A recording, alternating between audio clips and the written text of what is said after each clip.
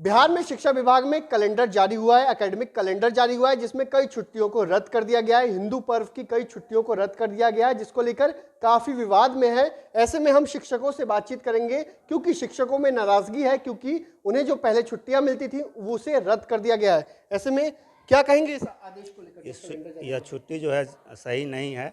बहुत सारा पर्व में छुट्टी काट दिया गया है। जो पहला कैलेंडर वो जारी होना चाहिए। इस नाखुश हम लोग हैं। नाखुश हैं आप लोग? नाखुश हैं।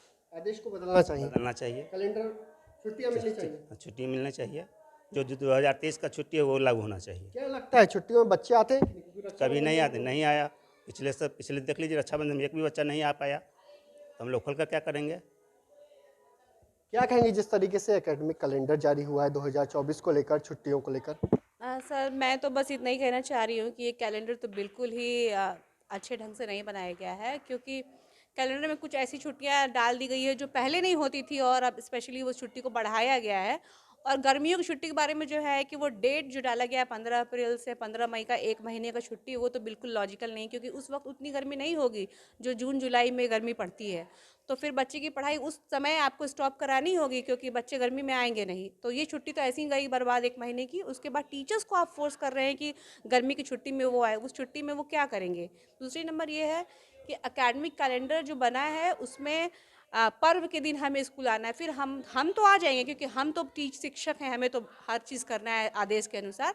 लेकिन क्या पेरेंट्स अपने बच्चों को उस दिन भेजेंगे स्कूल, ये एक सवाल है। इसलिए इस एकेडमिक कैलेंडर में सोच समझ के संशोधन करना ही चाहिए गवर्नमेंट को। क्या कहेंगे जिस तरीके से आदेश हुआ, जारी हुआ कैलेंडर? आदेश तो बिल्कुल ही गलत है।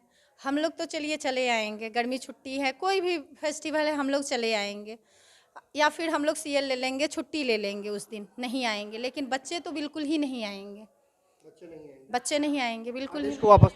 आदेश को वापस लेना चाहिए। हाँ जी, बिल्कुल बिल्कुल इन सभी सर के बातों से हम सहमत हैं। और ये छुट्टी जो है इनको इसमें संशोधन करने की जरूरत है।